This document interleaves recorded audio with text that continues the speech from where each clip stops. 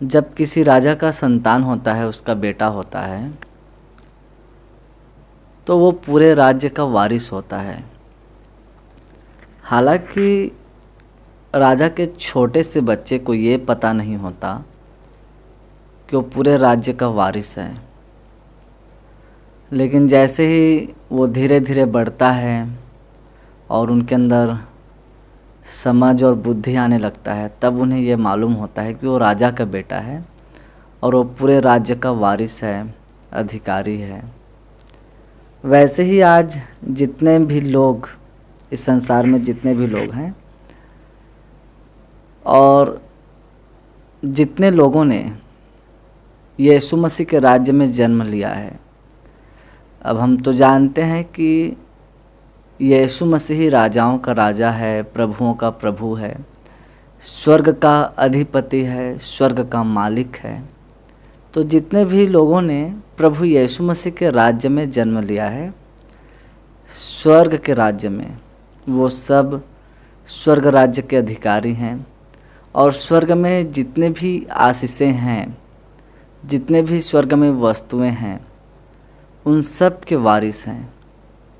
मैं संसार के राज्य की बात नहीं कर रहा हूँ, क्योंकि प्रभु यीशु मसीह ने कहा है कि मेरा राज्य इस संसार का नहीं है।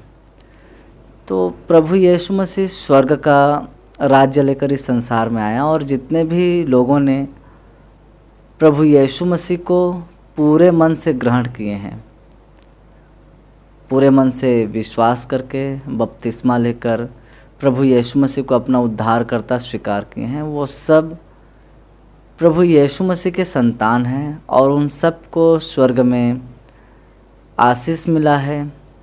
स्वर्ग के सभी वारिस हैं।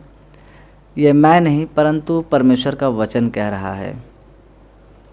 और महान परमेश्वर चाहता है कि संसार के सभी लोग, इस संसार में जितने भी लोग हैं, चाहे वो अमीर हो या गरीब हो, काला हो या गोरा हो, कोई सा भी जाति का हो, कोई सभी रीति रिवाज के मानने वाले हो, चाहे कोई कैसो भी दिखता हो, महान परमेश्वर चाहता है कि हर एक मनुष्य स्वर्ग राज्य का अधिकारी बने।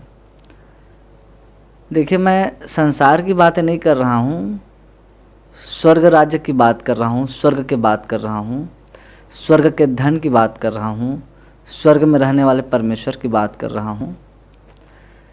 क्योंकि संसार के लोग संसार की बातें बोलते हैं। संसार के लोग कहते हैं कि मेरे पास बहुत सारा पैसा है, मेरे पास बहुत सारा खेत है, इतना बीघा ज़मीन है, मेरे पास इतना बड़ा मकान है, या मेरे पास ये नौकरी है, या मेरे पास कार है, बंगला है, जेवरात है, सोने चांदी है, मेरे अकाउंट में बहुत सारा पैसा है।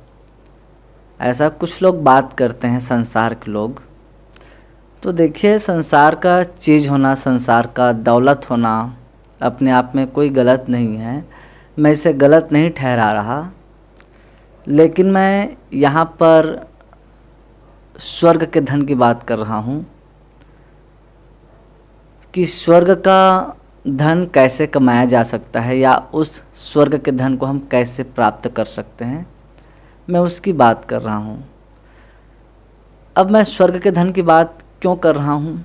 क्योंकि जब से मैंने प्रभु यीशु मसीह में विश्वास करके बपतिस्मा लिया, उसी दिन से मैं भी स्वर्ग राज्य का वारिस हो गया। स्वर्ग राज्य में जितने भी आशीषें हैं, वो सारी आशीषें मुझे मिली है। और दूसरी बात, हमारा राजा प्रभु यीशु मसीह है, स्वर्ग में है वो। तो मैं स्वर्ग के प्रभु की बात करूँगा, स्वर्ग के धन की बात करूँगा जो हमें मिला है। हाँ, जब मैं संसार में था, संसार के राज्य में था, तो संसार के धन दौलत की बात करता था। लेकिन अब हम प्रभु यीशु मसीह के राज्य में आ गए हैं, स्वर्ग के राज्य में आ गए हैं, तो हमारी बातें स्वर्ग के राज्य के बारे में होती है, स्वर्ग में रहने वाले परमेश्वर के बारे में होती है, स्वर्ग में मिलने वाले धन के बारे में होता है। तो आज हम परमेश्वर के वचन से जानेंगे कि वास्तविक में महान परमेश्वर क्या चाहता है। महान परमेश्वर चाहता है कि स्वर्ग में किसी को धन न मिले, महान परमेश्वर तो जगत के लोगों से बहुत प्रेम करता है। महान परमेश्वर चाहता है कि स्वर्ग का धन हर एक मनुष्य को मिले, चाहे वो कोई सा भी जाति का हो, कोई सा भी रीति रिवाज के मानने वाले हो, चाहे वो कैसे भी दिखता हो, काला दिखता हो या गोरा दिखता हो, इससे परमेश्वर को मतलब नहीं है। महान परमेश्वर चाहता है कि स्वर्ग के राज्य में सभी लोग प्रवेश करें, हर एक लोग प्रवेश करें और सबको स्वर्ग में धन मिले, स्वर्ग में अनंत जीवन मिले, सबको स्वर्ग में शांति मिले। ये महान परमेश्वर चाहता है। जब हम पढ़ते हैं मत्ती रचित सुसमाचार और उसका 11 अध्याय और उसका 5 आयत में, तो यहाँ पर प्रभु यीशु मसीह ने कहा है कि अंधे देखते हैं और लंगड़े चलते फिरते हैं, कोढ़ी शुद्ध किए जाते हैं और बहरे सुनते हैं, मुर्दे जिलाए जाते हैं और कंगालों को सुसमाचार सुनाया जाता है। यहाँ पर एक मेन पॉइंट, एक जो महत्वपूर्ण शब्द प्रभु यीशु मसीह ने कहा है सभी लोगों के लिए कि कंगालों को सुसमाचार सुनाया जाता है। तो कंगाल कौन है? बाइबल के अनुसार जितने लोगों ने स्वर्ग राज्य में जन्म नहीं लिए हैं वो सारे कंगाल हैं। भले ही आज पृथ्वी पर मनुष्यों के पास कितना सारा दौलत है ये कोई मायने नहीं रखता, कितना सारा शोहरत है, कितना सारा अकाउंट में बैलेंस है, कितना बीघा ज़मीन है, कितना बड़ा मकान है, कितना करोड़पति है, अरबपति है, लखपति है, ये परमेश्वर के लिए कोई मायने नहीं रखता। क्योंकि जिसका जन्म स्वर्ग राज्य में नहीं हुआ है, जिन्होंने स्वर्ग राज्य को जाना ही नहीं है, जिनका राजा यीशु नहीं है, स्वर्ग का राजा प्रभु यीशु मसीह नहीं है, वो सारे कंगाल हैं। अब बाइबल कह रहा है कि परमेश्वर का वचन कह रहा है कंगालों को सुसमाचार सुनाया जाता है। अब कंगालों को क्यों सुसमाचार सुनाया जाता है? महान परमेश्वर चाहता है कि हर एक लोग स्वर्गीय राज्य में प्रवेश करके धनवान बने, स्वर्ग के धन को प्राप्त करें। परमेश्वर चाहता है कि लोग प्रभु यीशु मसीह के द्वारा परमेश्वर का संतान बने। ये महान परमेश्वर चाहता है। इसलिए बाइबल के वचन में लिखा है यदि मनुष्य सारे जगत को प्राप्त करे और अपने प्राण की हानि उठाए तो उसे क्या लाभ होगा।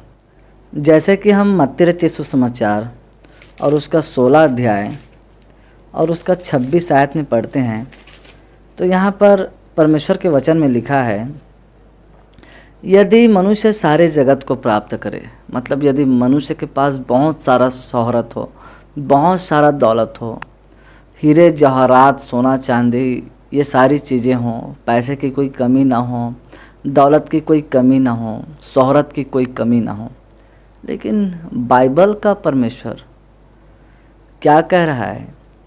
यदि मनुष्य सारे जगत को प्राप्त करे और अपने प्राण की हानि उठाए, मतलब संसार की सारी दौलत तो हमारे पास है लेकिन हमारा प्राण स्वर्गीय राज्य में प्रवेश नहीं हुआ है। हमारे पास बेशक संसार की दौलत है, स्वर्ग की दौलत नहीं है। तो देखिए संसार की दौलत यही छूट जाएगी और मनुष्य का जो प्राण है उस दौलत के साथ ही नाश हो जाएगा। यदि इस प्राण ने, यदि इस मन ने, यदि इस आत्मा ने स्वर्ग राज्य में प्रवेश नहीं किया है तो इसलिए परमेश्वर का वचन कह रहा है कि यदि मनुष्य सारे जगत को प्राप्त करे और अपने प्राण की हानि उठाए तो उसे क्या लाभ होगा, या मनुष्य अपने प्राण के बदले में क्या देगा। अब यहाँ पर एक सवाल है हर एक मनुष्य के लिए, या मनुष्य अपने प्राण के बदले में परमेश्वर को क्या देगा। यदि हमने स्वर्ग राज्य में जन्म नहीं लिया है, हमने स्वर्ग राज्य में प्रवेश नहीं किया है और संसार की तमाम दौलत, तमाम संपत्ति, तमाम शोहरत हमारे पास है, और जब हमारे प्राण को संसार के नाश होने के साथ साथ ही नाश के जगह में, दंड के जगह में डाला जाएगा, जो अनंत दंड हम जिसे कहते हैं, जिसे आज की भाषा में हम नरक भी कहते हैं। जब वहाँ डाला जाएगा तो हम अपने प्राण को बचाने के लिए परमेश्वर को क्या देंगे? क्या हम परमेश्वर से ये कहेंगे कि परमेश्वर मेरे पास से इतना सारा दौलत ले ले, इतना सोना ले ले या इतना चांदी ले ले और मेरे प्राण को बख्श दे? या हम परमेश्वर से ये कहेंगे कि परमेश्वर मैं अपना पूरा संपत्ति दे देता हूँ और मेरे प्राण को बख्श दे? तो नहीं, मनुष्य अपने प्राण के बदले में परमेश्वर को कुछ भी नहीं दे सकता, क्योंकि मनुष्य के पास जो इस संसार की चीज़ें दिख रही है, दरअसल ये सारी चीज़ें नाशवान हैं। तो हम नाशवान चीज़ों के साथ एक दिन नाश हो जाएंगे, और यदि हमें अविनाशी परमेश्वर को पाना है तो परमेश्वर के अविनाशी वचन के द्वारा हमें स्वर्ग राज्य में जन्म लेना है। और उसमें जन्म लेने के लिए हमें केवल यीशु मसीह का सुसमाचार ही बचा सकता है। यीशु मसीह का सुसमाचार ही हमें धनवान बना सकता है। इसलिए परमेश्वर का वचन कहता है कि कंगालों को सुसमाचार सुनाया जाता है। ये सुसमाचार ही, प्रभु यीशु मसीह का सुसमाचार, हमें स्वर्ग राज्य में आशीषों का वारिस बना सकता है। जब हम इसे इफिसियों 3 अध्याय और 8 आयत में पढ़ते हैं तो यहाँ पर परमेश्वर के वचन में लिखा है, मुझ पर जो सब पवित्र लोगों में से छोटे से भी छोटा हूँ, यह अनुग्रह हुआ कि मैं अन्य जातियों को मसीह के अगम्य धन का सुसमाचार सुनाऊं। यहाँ पर पौलुस कह रहा है कि मैं अन्य जातियों में मसीह के अगम्य धन का सुसमाचार सुनाऊं। आज भले ही कुछ लोग कहते हैं कि ये यीशु मसीह का प्रचार क्यों करता है, ये यीशु मसीह के बारे में लोगों को क्यों बताता है, शायद इसको कुछ पैसे मिलते होंगे, इसको कुछ रुपए मिलते होंगे, बाहर से पैसा आता होगा। ऐसे कई सारी चीज़ें अपने मन के अनुसार मनगढ़ंत बातें बोलते हैं, झूठा इल्ज़ाम या झूठा दोष लगाते हैं। लेकिन इसका वास्तविक में हकीकत ये है कि प्रभु यीशु मसीह का आज्ञा है कि संसार के सभी लोगों को सुसमाचार सुनाया जाए। ये परमेश्वर का आज्ञा है, ये प्रभु यीशु मसीह का आज्ञा है, क्योंकि ये सुसमाचार हर एक मनुष्य के लिए अनंत जीवन है। ये सुसमाचार हर एक मनुष्य को स्वर्ग राज्य में प्रवेश करा सकता है और परमेश्वर का संतान बना सकता है। और परमेश्वर की जो सारी आशीषें हैं, जो स्वर्ग में रखा हुआ है, स्वर्ग में जो धन रखा हुआ है, उन्हें महान परमेश्वर यीशु मसीह के द्वारा दे सकता है। इसलिए महान परमेश्वर चाहता है कि ये सुसमाचार हर एक लोगों तक पहुँचे, हर एक लोगों तक ये सुसमाचार पहुँचने पाए और हर एक लोग जानने पाए। इसलिए पौलुस कहता है कि मैं अन्य जातियों में मसीह के अगम्य धन का सुसमाचार सुनाऊं। और महान परमेश्वर भी चाहता है ये सुसमाचार सारे जगत में फैले। प्रभु यीशु मसीह ने कहा है कि तुम सारे जगत में जाकर सारी सृष्टि के लोगों को सुसमाचार प्रचार करो। जो विश्वास करे और बपतिस्मा ले उसी का उद्धार होगा, परंतु जो विश्वास न करेगा वो दोषी ठहराया जाएगा। अब ये कौन कह रहा है? ये प्रभु यीशु मसीह कह रहा है कि तुम सारे जगत में जाकर सारी सृष्टि के लोगों को सुसमाचार प्रचार करो। मतलब महान परमेश्वर चाहता है कि प्रभु यीशु मसीह के द्वारा हर एक लोग स्वर्ग राज्य में प्रवेश करे और अनंत जीवन को, अनंत धन को, अविनाशी धन को स्वर्ग में प्राप्त करे। ये महान परमेश्वर चाहता है। और आज जितने भी मसीही लोग हैं जो प्रभु यीशु मसीह का सुसमाचार लोगों को बताते हैं, सुनाते हैं, सिखाते हैं, दरअसल वे परमेश्वर की आज्ञाओं का पालन करते हैं या पालन कर रहे हैं। और रही बात इल्ज़ाम लगाने की कि किसी को इससे पैसे मिलते होंगे, किसी को रुपए मिलते होंगे, तो ये सारी बातें झूठी है, बेबुनियाद है। आज इसीलिए फेसबुक के द्वारा, व्हाट्सएप के द्वारा, मैसेज के द्वारा प्रभु यीशु मसीह के सुसमाचार को तेज़ी से फैलाया जा रहा है।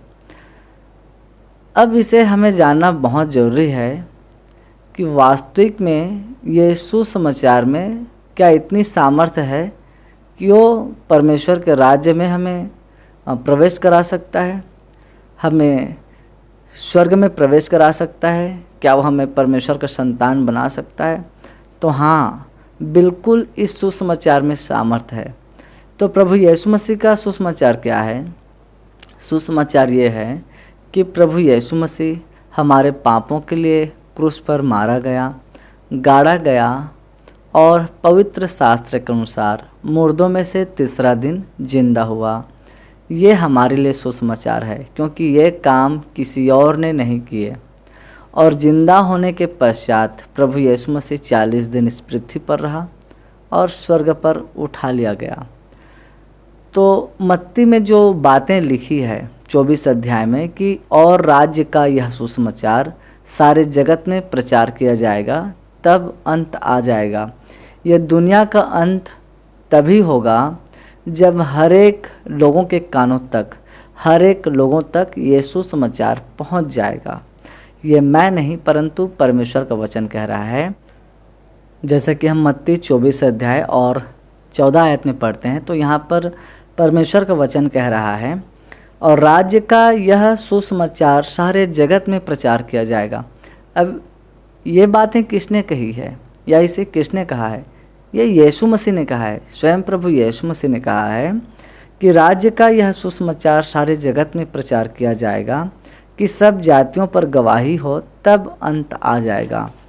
तो जब ये सुसमाचार हर एक लोगों के कानों तक पहुंचेगा, उसके बाद इस दुनिया का, इस संसार का अंत होगा। ये प्रभु यीशु मसीह कह रहा है। भले ही आज कुछ लोग कहते हैं कि यीशु मसीह लड़की के रूप में पैदा हो चुका है, या यीशु मसीह आ चुका है, या यीशु मसीह फलाने तारीख को आएगा, फलाने वर्ष को आएगा। तो ये सारी मनगढ़ंत और झूठी बातें हैं। जब प्रभु यीशु मसीह आएगा तो कोई न जानेगा। ये मैं नहीं परंतु परमेश्वर का वचन कह रहा है। इसलिए यदि हमसे कोई कहता है कि यीशु मसीह आ चुका है, उसकी इबादत करो, चाहे वो लड़की के रूप में आया है, या फिर यीशु मसीह फलाने तारीख को आ रहा है, या 2 साल बाद आ रहा है, या 3 साल बाद आ रहा है, तो ये सारी झूठी बातें हैं। लोग अपने मन से ये सारी बातें बोलते हैं, लेकिन बाइबल कहता है कि जब प्रभु यीशु मसीह आएगा तो कोई न जानेगा। दूसरी बात यह है कि प्रभु यीशु मसीह के आने के दिन और तिथि किसी को भी पता नहीं है। इसलिए कोई यदि हमसे ऐसा कहता है कि प्रभु यीशु मसीह फलाने तारीख को आएगा, या फलाने वर्ष को आएगा, या वो लड़की के रूप में आ चुका है, तो हम उन बातों को बिल्कुल भी ना सुने, क्योंकि ये बातें बाइबल नहीं सिखाती। और रही बात सुसमाचार की, क्या सुसमाचार में इतनी शक्ति और सामर्थ्य है कि एक मनुष्य के जीवन को स्वर्ग में अनंत जीवन दिला सकता है, स्वर्ग में धन दिला सकता है? तो हाँ, बिल्कुल इस सुसमाचार में पावर है। हम सुना कर देखें इस सुसमाचार को, लोगों को बता कर देखें, लोगों का जीवन ऑटोमेटिक बदलना शुरू हो जाएगा। हम ये ना कहें कि हम यहाँ पर प्रभु यीशु मसीह का प्रचार नहीं कर सकते, यहाँ बहुत विरोधी है। तो देखिए, प्रेरित पौलुस भी पहले विरोधी था, वो यीशु मसीह की बातों को नहीं मानता था, लेकिन प्रभु यीशु मसीह ने स्वयं उसे चुन लिया। पौलुस का नाम पहले साउल था और वो साउल मसीही लोगों को मारता था, पीटता था, उन्हें सताता था। लेकिन जब प्रभु यीशु मसीह ने साउल को चुना, बाद में जब उसे पौलुस कहा गया, उसका नाम पौलुस कहा गया बाद में, तो जब महान परमेश्वर ने प्रभु यीशु मसीह के द्वारा पौलुस को चुना, तो वही पौलुस प्रभु यीशु मसीह के लिए अपना सब कुछ न्यौछावर कर दिया। इसलिए हम कभी भी सुसमाचार की सामर्थ्य से न लजाएं, क्योंकि इस सुसमाचार में सामर्थ्य है, इस सुसमाचार में पावर है।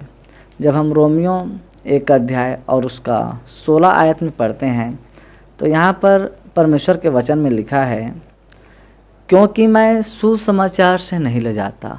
यहाँ पर परमेश्वर का वचन कह रहा है। अब लजाते कौन लोग हैं? यीशु मसीह के बारे में लोगों को बताने से कौन लोग लजाते हैं, कौन लोग डरते हैं? अब जिनका प्रेम परमेश्वर के प्रति सच्चा नहीं होता, वही लोग डरते हैं, या वही लोग लजाते हैं कि हाँ, यदि मैं यीशु मसीह के बारे में यहाँ बोलूँगा या गवाही दूँगा तो लोग मुझे पीट सकते हैं या फिर मुझे जलील कर सकते हैं या फिर मुझे प्रताड़ित कर सकते हैं। लेकिन पौलुस कह रहा है, क्योंकि मैं सुसमाचार से नहीं लजाता। एक सच्चा विश्वासी, एक सच्चा मसीह कभी भी यीशु मसीह के सुसमाचार को लजाने से नहीं डरता है। देखिए, जब हम प्रभु यीशु मसीह को ग्रहण करते हैं, प्रभु यीशु मसीह को अपना उद्धारकर्ता स्वीकार करते हैं, उसी दिन से हम परमेश्वर के संतान बन जाते हैं और परमेश्वर ने स्वर्गीय उद्धार को हमारे अंदर में रखा है, हमारे अंदर में डाल दिया है। इसे भी हम अभी बाइबल स्टडी में धीरे धीरे जानेंगे। फिर आगे पौलुस कहता है, इसलिए कि वह हर एक विश्वास करने वाले के लिए, पहले तो यहूदी फिर यूनानी के लिए उद्धार के निमित्त परमेश्वर की सामर्थ है। यहाँ पर परमेश्वर का वचन कह रहा है कि यीशु मसीह के सुसमाचार में सामर्थ है, उद्धार के निमित्त सामर्थ है। हम हर एक लोगों को प्रभु यीशु मसीह का सुसमाचार सुनाएं, उन्हें बताएं। हम ये ना कहें कि मैं इन्हें नहीं बताऊंगा, ये ग्रहण करे या मत करे, मेरा क्या जाता है। ऐसी बातें हमें शोभा नहीं देती। हमारा फ़र्ज है, लोग सुने या न सुने, हमें प्रभु यीशु मसीह के सुसमाचार को लोगों को बताना है, सुनाना है, सिखाना है, क्योंकि इस सुसमाचार में सामर्थ्य है। ये सुसमाचार कब किसका जीवन बदल दे, कब किसके जीवन को स्वर्ग में ले आए, इसे हम भी नहीं जानते। तो हमें लजाना नहीं है। कोई भी व्यक्ति जब प्रभु यीशु मसीह के सुसमाचार को जब सुनकर ग्रहण करता है, विश्वास करता है, यीशु को अपना प्रभु अंगीकार करता है, बपतिस्मा लेता है, तो उसका जन्म स्वर्ग के राज्य में होता है। और जिनका जन्म स्वर्ग के राज्य में होता है वो सारे स्वर्ग का वारिस होता है, क्योंकि जो भी स्वर्ग राज्य में प्रवेश करते हैं यीशु मसीह के द्वारा, वो परमेश्वर के संतान कहलाते हैं। यूहन्ना 1 अध्याय और उसका 12 आयत में तो यहाँ पर परमेश्वर के वचन में लिखा है, परंतु जितनों ने उसे ग्रहण किया। यहाँ पर परमेश्वर का वचन कह रहा है कि जितने भी लोगों ने यीशु मसीह के द्वारा परमेश्वर को ग्रहण किया, उसने उन्हें परमेश्वर के संतान होने का अधिकार दिया।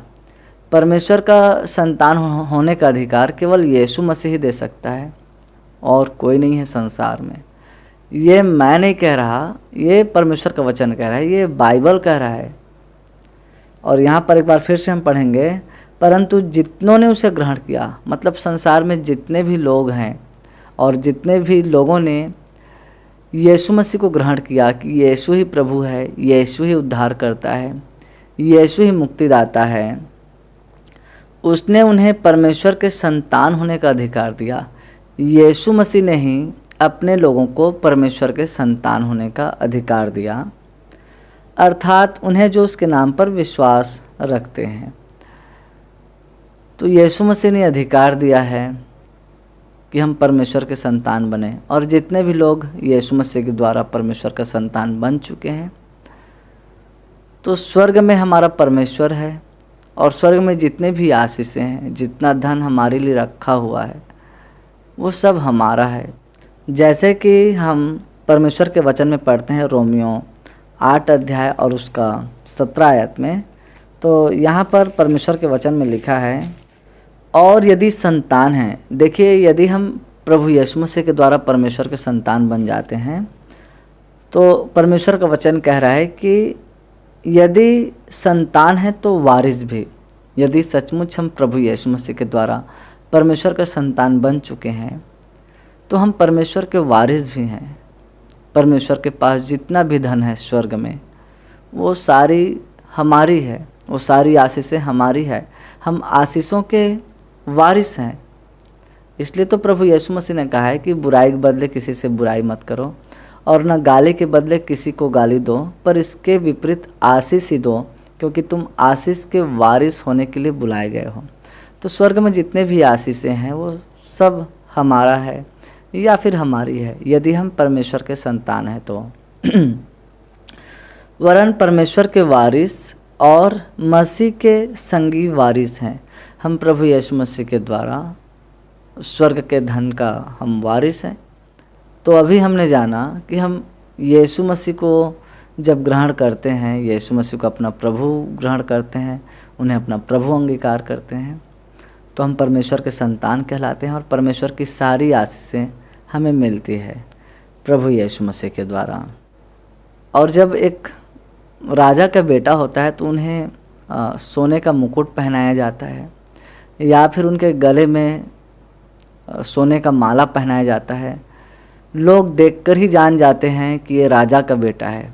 ठीक वैसे ही हम जब प्रभु यीशु मसीह के द्वारा परमेश्वर को ग्रहण करते हैं तो महान परमेश्वर ने स्वर्गीय उद्धार को हमारे अंदर में रखा है, हमारे भीतर में रखा है और महान परमेश्वर चाहता है कि हम इसे लोगों को बताएं। जब किसी भी लोग को, किसी भी व्यक्ति को जब पुरस्कार मिलता है, उन्हें मेडल मिलता है, उन्हें इनाम मिलता है, तो वो छिपा के नहीं रखता, वो लोगों को बताता है और इनाम को सबको दिखाता है, मेडल को सबको दिखाता है कि देखो मुझे मेडल मिला है, मुझे इनाम मिला है, और सबको बताता है और बहुत खुश होता है।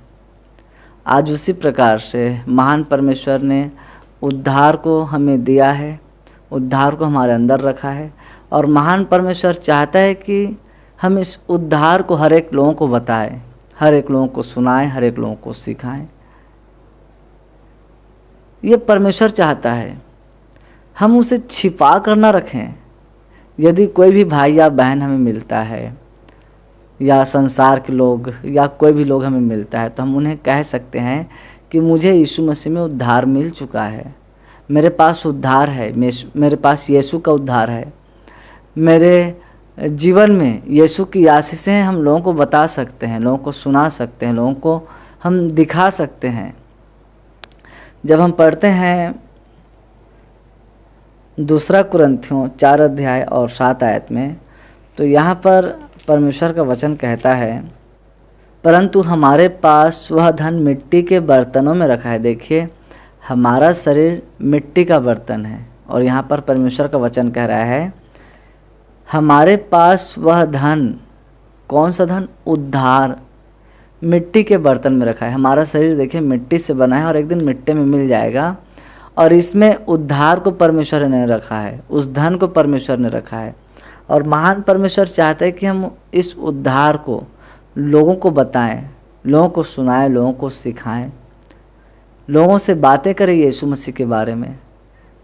जब एक सांसारिक व्यक्ति अपने मेडल को चंद समय जिसमें खुशी रहता है, जो अविनाशी मेडल तो नहीं हो सकता, लेकिन संसार के अनुसार से उसके लिए बहुत खुशी का एक कारण होता है, तो जब एक मेडल को जो पृथ्वी की चीज़ों से बना है उसे लोगों को बताते हैं, लोगों को दिखाते हैं कि मुझे मेडल मिला है, तो आज तो हमारे पास उद्धार है, अनंत जीवन का उद्धार है यीशु मसीह के द्वारा। हमारे पास अनंत जीवन का मुकुट है।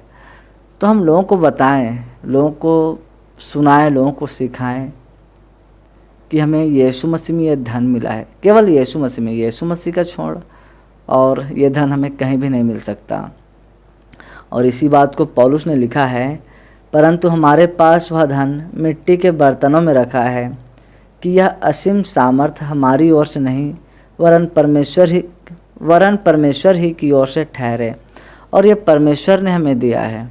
ये सामर्थ, उद्धार का सामर्थ हमने खुद से, अपने कर्म से हमने नहीं पाया है, परंतु यीशु मसीह के द्वारा महान परमेश्वर ने ये इनाम, उद्धार का जो इनाम है, उद्धार का जो गिफ्ट है, महान परमेश्वर ने हमें दिया है और हमारे अंदर रखा है। और महान परमेश्वर चाहता है कि हम दुनिया के लोगों को, संसार के लोगों को इस उद्धार को बताएं, इस इनाम को बताएं, इस गिफ्ट को बताएं जो परमेश्वर ने हमें दिया है। तो यहाँ तक, इस आयत तक मैं यही कहूँगा, जिन्हें भी स्वर्ग में धन चाहिए, स्वर्ग में आशीषें चाहिए, वो प्रभु यीशु मसीह के द्वारा स्वर्ग में उस धन को पा सकते हैं, उन आशीषों को पा सकते हैं जो परमेश्वर ने अपने लोगों के लिए रखा है, जो उनसे प्रेम करते हैं। अब मैं ये नहीं कहूँगा कि कौन कौन सा धन है, कैसा धन है, वो धन मतलब कैसा दिखता है। ये जब प्रभु के सुसमाचार को सुनने वाले लोग जब विश्वास करेंगे, प्रभु यीशु के स्वर्ग राज्य में प्रवेश करेंगे, तो उन्हें ऑटोमेटिक ही पता चल जाएगा कि वास्तविक में हमारे लिए स्वर्ग में कौन सा धन है, क्या धन है।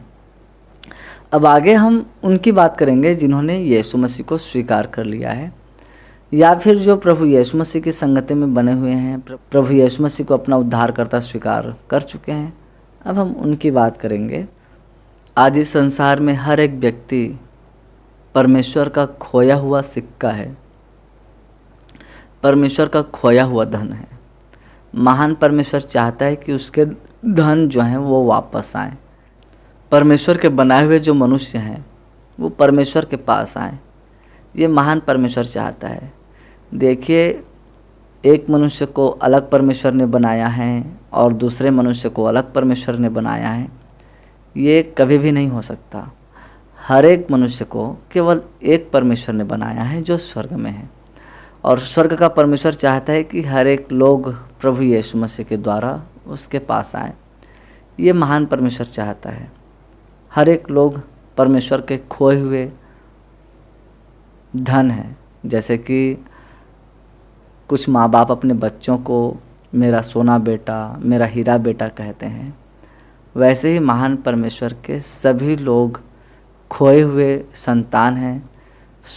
हर एक व्यक्ति परमेश्वर का सोना बेटा है, हीरा बेटा है, और परमेश्वर चाहता है कि उनके सोना बेटे, हीरा बेटी उसके पास आए। जब हम पढ़ते हैं लूका रचित सुसमाचार 15 अध्याय और उसका 8, 9 और 10 आयत में, तो यहाँ पर परमेश्वर का वचन स्पष्ट कर रहा है इस बात को जो मैंने अभी आपसे कहा कि हर एक मनुष्य परमेश्वर का सोना और हीरा है, और परमेश्वर उन्हें अपने पास लाना चाहता है। परमेश्वर नहीं चाहता कि एक भी मनुष्य उनके खो जाए या संसार में भटक जाए। ये महान परमेश्वर नहीं चाहता। जब हम लूका रचित सुसमाचार 15 अध्याय और उसका 8 आयत में पढ़ते हैं, और यहाँ पर परमेश्वर के वचन में लिखा है, या कौन ऐसी स्त्री होगी जिसके पास 10 सिक्के हों और उनमें से एक खो जाए, तो वह दिया जलाकर और घर झाड़ बुहार कर जब तक मिल न जाए जी लगाकर खोजती न रहे। अब यहाँ पर एक स्त्री के बारे में बताया गया है जिसके पास 10 सिक्के थे और 10 में से उसका एक सिक्का खो जाता है, तो वो स्त्री तब तक खोजती रहती है, झाड़ बुहा कर ढूंढती रहती है अपने घर को, कि जब तक वो सिक्का मिल नहीं जाती। तो हम इस सिक्के को नॉर्मली मत लें। मैं आज के सिक्के की बात नहीं कर रहा हूँ, क्योंकि आज के सिक्के लोहे के बनते हैं, आज के सिक्के कुछ स्टील के भी बनते हैं। तो मैं आज के सिक्के की बात नहीं कर रहा हूँ।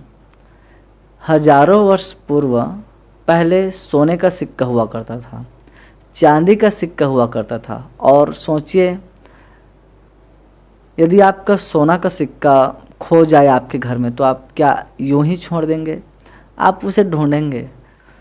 और यदि आपकी जगह मैं भी रहूँगा, यदि मेरा सोना का सिक्का मेरे घर में खो जाए, तो मैं भी उस सिक्के को ढूंढूंगा।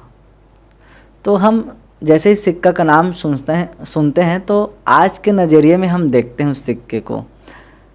हम पहले के समय के नज़रिए से उस सिक्के को देखें, क्योंकि पहले के समय में जो सिक्के हुआ करते थे वो प्योर सोने का हुआ करते थे, चोखे सोने का हुआ करते थे, चांदी का हुआ करते थे। तो ये उस सिक्के की बात कर रहा है। और बात यहाँ सिक्के का नहीं है, बात यहाँ मनुष्य का है। इसको भी हम डेवलप करेंगे कि कैसे परमेश्वर के वचन में सिक्के के रूप में मनुष्यों का उदाहरण दिया गया है। और फिर आगे परमेश्वर के वचन में लिखा है, और जब मिल जाता है तो वह अपनी सखियों और पड़ोसियों को इकट्ठा करके कहती है, मेरे साथ आनंद करो क्योंकि मेरा खोया हुआ सिक्का मिल गया है। तो यहाँ पर परमेश्वर का वचन दरअसल सिक्के की नहीं, लोगों की बात कर रहा है जो आज संसार में खोए हुए हैं। महान परमेश्वर चाहता है कि एक एक मनुष्य जो उनका खोया हुआ सिक्का है वो स्वर्गीय राज्य में आ सके, स्वर्गीय राज्य में प्रवेश कर सके। जैसे ही कोई संसार का खोया हुआ या संसार में लिप्त व्यक्ति प्रभु में आता है, प्रभु यीशु मसीह में आता है, तो हम लोग बहुत खुश होते हैं कि एक आत्मा प्रभु यीशु मसीह में बचाया गया। मतलब एक सोने का सिक्का प्रभु यीशु मसीह के पास आया, परमेश्वर ने उन्हें आशीषित किया, अपना बेटा बनाया या फिर अपना बेटी बनाया। तो दरअसल यहाँ पर सिक्के का नहीं, मनुष्यों का बात हो रहा है परमेश्वर के वचन में।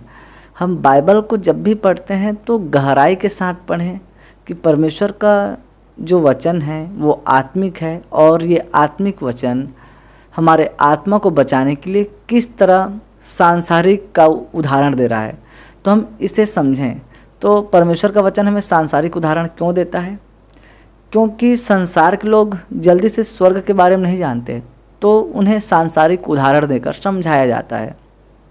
तो आज हर मनुष्य परमेश्वर का खोया हुआ सिक्का है, खोया हुआ सोने के सिक्के हैं, हीरे हैं, और महान परमेश्वर चाहता है कि हर एक मनुष्य उसके पास आए।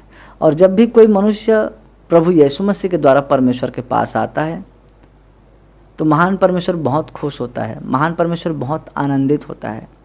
जैसे कि यहाँ पर हम परमेश्वर के वचन में पढ़ते हैं 10 आयत में, मैं तुमसे कहता हूँ कि इसी रीति से एक मन फिराने वाले पापी के विषय में परमेश्वर के स्वर्गदूतों के सामने आनंद होता है। अब यहाँ पर यीशु मसीह स्पष्ट कह रहा है कि इसी रीति से एक मन फिराने वाले पापी के विषय में परमेश्वर के स्वर्गदूतों के सामने आनंद होता है। मतलब एक व्यक्ति अपने पापों से मन को फिरा लेता है प्रभु यीशु मसीह की तरफ, अपने पाप रूपी जीवन को छोड़कर या पाप रूपी रास्ते को छोड़कर प्रभु यीशु मसीह के द्वारा जब परमेश्वर के पास आता है, प्रभु यीशु की संगति में आता है, तो महान परमेश्वर इससे बहुत आनंदित होता है। और स्वर्ग में सारे स्वर्गदूत आनंद मनाते हैं, वहाँ खुशियाँ मनाते हैं कि आज हमें एक खोया हुआ सिक्का मिल गया है। अब उस सिक्के को लाएगा कौन? उन्हें ढूंढेगा कौन? उन्हें खोजेगा कौन? ये काम करेंगे प्रभु के लोग जो प्रभु यीशु मसीह को अपना उद्धारकर्ता स्वीकार किए हैं। प्रभु यीशु मसीह स्वर्ग में है, वो आएगा नहीं कि मैं फिर से ढूंढने जाऊंगा। प्रभु यीशु मसीह ने आदेश दिया है, प्रभु यीशु मसीह ने अपने लोगों से कहा है, अपने चेलों से कहा था कि तुम सारे जगत में जाकर सारी सृष्टि के लोगों को सुसमाचार प्रचार करो। जो विश्वास करे और बपतिस्मा ले उसी का उद्धार होगा, परंतु जो विश्वास न करेगा वो दोषी ठहराया जाएगा। तो आज ये ऑर्डर किसके लिए है? ये आज्ञा किसके लिए है? हर एक यीशु मसीह के मानने वाले लोगों के लिए है। हर एक यीशु मसीह को उद्धारकर्ता जो स्वीकार कर चुके हैं उनके लिए है। यदि हम घर में चुपचाप बैठे हैं लेकिन लोगों को प्रभु यीशु मसीह के बारे में नहीं बता रहे हैं, तो शायद इसका हमें लेखा देना पड़ेगा परमेश्वर को। या हम कहीं काम पर जा रहे हैं और किसी के संग हैं, लेकिन उन्हें प्रभु यीशु मसीह के बारे में नहीं बता रहे हैं कि हमें उद्धार मिल चुका है और ये उद्धार आप भी पा सकते हो, तो शायद हमें इसका लेखा परमेश्वर को देना पड़ सकता है। इसलिए हम जहाँ तक हो सके लोगों को सुसमाचार प्रचार करें, लोगों को प्रभु यीशु मसीह के बारे में बताएं और उन्हें स्वर्ग राज्य में लेकर आएं। और हम जितना अधिक लोगों को प्रभु यीशु मसीह में लेकर आएंगे, कलीसिया में लेकर आएंगे, तो हम बहुत सारे इस संसार में जो खोए हुए लोग हैं, जो परमेश्वर के सोने और चांदी हैं, जो परमेश्वर के हीरे मोती हैं, उन्हें हम स्वर्ग के खत्ते में इकट्ठा कर सकते हैं और अपने लिए हम स्वर्ग में बहुत सारे धन बटोर सकते हैं। और महान परमेश्वर चाहता है कि हम इस संसार में खोए हुए लोगों को, जो परमेश्वर के धन है, उन्हें बटोर कर स्वर्ग के राज्य में इकट्ठा करें, ताकि महान परमेश्वर की ओर से हमें स्वर्ग में अच्छा प्रतिफल मिले न्याय के दिन। तो इस तरह से हम अपने लिए स्वर्ग में धन इकट्ठा कर सकते हैं। तो आज की बाइबल स्टडी में बस इतना ही। महान परमेश्वर इन वचनों के द्वारा आपको और आपके पूरे परिवार को प्रभु यीशु मसीह के नाम में आशीष प्रदान करे। आमीन।